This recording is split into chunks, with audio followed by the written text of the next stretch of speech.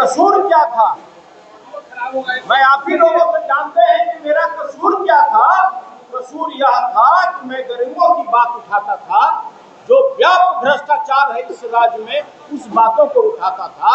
जो हम राष्ट्रीय जनता दल के सच्चा सिपाही हैं, एक सुई भी हमने पीछे नहीं हटा। और मेरे राष्ट्रीय अध्यक्ष आदरणीय लालू प्रसाद जी ने कहा कि तुमको चाहे जो भी लड़ाई लड़ना हो, पूरा राष्ट्रीय जनता दल के सारे कार्यकर्ता पूरी मजबूती और चट्टानी एकता के साथ मेरे साथ खड़े रहे। और उसका तमाम हमारे राष्ट्रीय जनता दल के हार्डकोर सिपाही, जो चाहे कितनी भी आंधी हो, कितना भी जलजला हो, एक सुइया भी पीछे नहीं हटने वाले तमाम अपने राष्ट्रीय जनता दल के कार्यकर्ताओं के प्रति आभार प्रकट करते हैं। और राष्ट्रीय जनता दल बिहार विधान परिषद के सदस्य डॉक्टर सुनील कुमार सत्ता प्रतिष्ठान ने बलपूर्वक इनकी सदस्यता को गैर कानूनी तरीके से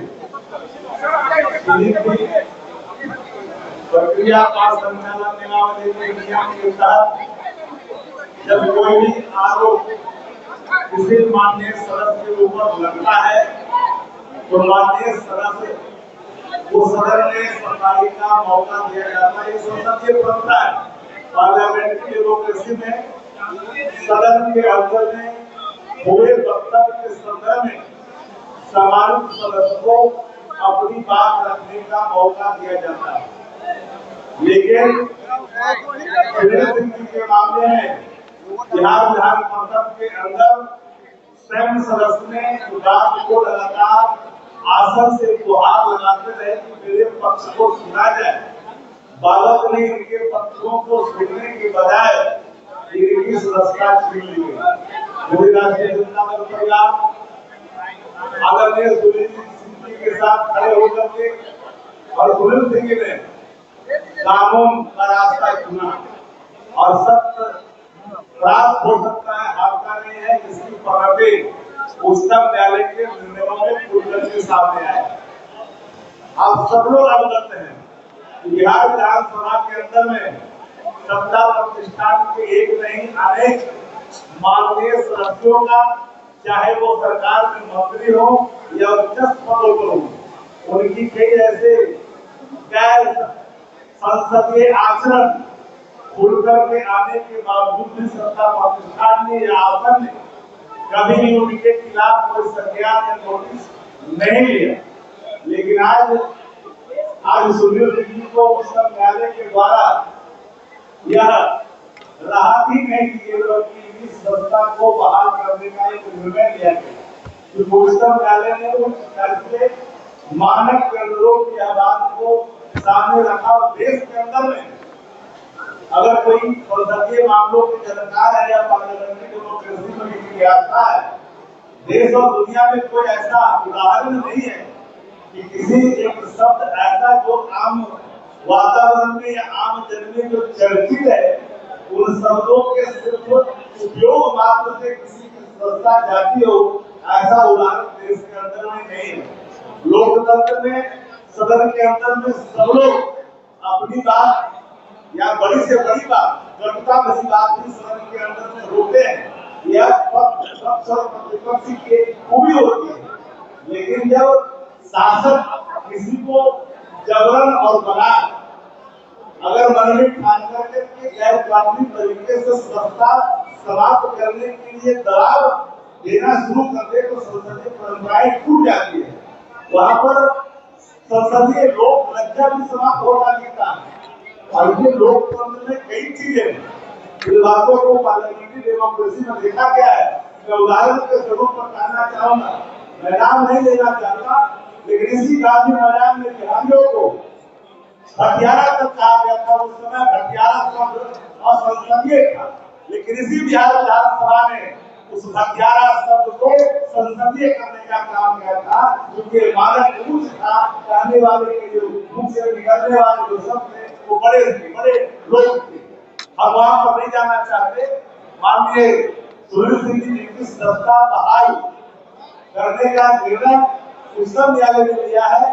अभी बिहार विधान परिषद के सचिवालय ने इस संदर्भ में कोई भी अधिसूचना जारी नहीं की है। मैं समझता हूँ इतना विलंब होना भी उनके मन में उल्टा का प्रतीक अगर कहूँ तो उपयोगी नहीं होगी। तो फिर भी क्योंकि अब आसन क्या निर्णय लेता है, अल्टीमेटली निर्णय को आसन को लेना है। जो स्वयं आसन पर बैठने वाले जो सभापति हैं उनको निर्णय, वो कस्टोडियन है, सचिवालय उनके मातहत है और पत्र सचिवालय को प्रेषित है। इसलिए हम आग्रह करना चाहते हैं माननीय सुरेंद्र सिंह से, और हम इनको बधाई भी देते हैं इनके जरिए को, इनकी कर्मठता को, इनकी लगनता को, इनके सूरवीरता को इन्होंने ठाना और उसको हार नहीं माना। ये हार नहीं माने और हार नहीं मानते हुए लड़ाई लड़ा। लड़ाई लड़ने वाला सबके रास्ता में जो चुनता है तो कभी हार का सामना नहीं करता है। आज हमारे सुरेंद्र सिंह ने उन्होंने जो है आज इसको साबित करके दिखाया। पूरी राष्ट्रीय जनता दल का एक एक कार्यकर्ता, पूरी पार्टी सुरेंद्र सिंह के साथ हर समय खड़ा दिखाई पड़ा। हमारा कार्यक्रम प्रधान महासचिव से आदरणीय सुरेंद्र सिंह को चादर देकर गमछा देकर इनको स्वागत करें। पार्टी के कार्यालय में राष्ट्रीय जनता दल परिवार के तरफ से प्रधान सचिव जी कर रहा है। हम इनका भी हृदय से आभार व्यक्त करते हैं। हमारे मुख्य प्रवक्ता महोदय ने जो आपके सामने बातें रखी है वो 100% आप लोग भी इस चीज़ों से अवगत हैं। हमारे गार्जियन, अभिभावक स्वरूप हमारे बगल में बैठे हुए विधानसभा के पूर्व अध्यक्ष उदय नारायण चौधरी जी, हमारे पार्टी के प्रमुख महासचिव हमारे रणविजय साहू जी, अशोक भैया, शक्ति भाई, एजाज भाई, हमारे गुरुआ विधानसभा के विधायक आदरणीय विनय जी, कामरान भाई और तमाम जितने भी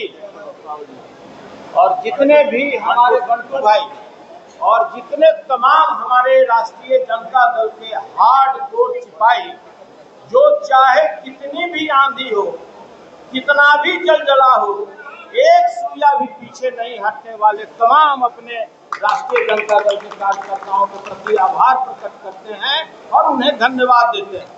आपने अच्छी तरह देखा होगा इस लोकतंत्र के मंदिर में 7 महीने पहले लोकतंत्र की हत्या कर दी गई। यह बात किसी से छुपी हुई नहीं थी। कसूर क्या था? मैं आप ही लोगों को जानते हैं कि मेरा कसूर क्या था। कसूर यह था कि मैं गरीबों की बात उठाता था, जो व्यापक भ्रष्टाचार है इस राज्य में उस बातों को उठाता था, जो बेरोजगारों के साथ ज्यादती हो रहा था मैं उस बात को उठाता था, किसानों की बात को उठाता था, और यही बात कहीं न कहीं शासक को हमको खामियाजा भुगतना पड़ा। लेकिन हम राष्ट्रीय जनता दल के सच्चा सिपाही हैं, एक सुई भी हमने पीछे नहीं हटा। और मेरे राष्ट्रीय अध्यक्ष आदरणीय लालू प्रसाद जी ने कहा कि तुमको चाहे जो भी लड़ाई लड़ना हो, पूरा राष्ट्रीय जनता दल के सारे कर्मठ कार्यकर्ता पूरी मजबूती और चट्टानी एकता के साथ मेरे साथ खड़े रहे। और उसका ये परिणाम है कि आज संविधान और लोकतंत्र जो आदेश आया माननीय उच्चतम न्यायालय का, इससे यहाँ के संविधान और लोकतंत्र को हत्या होने से बचाया गया। ये कोई साधारण ऑर्डर नहीं है।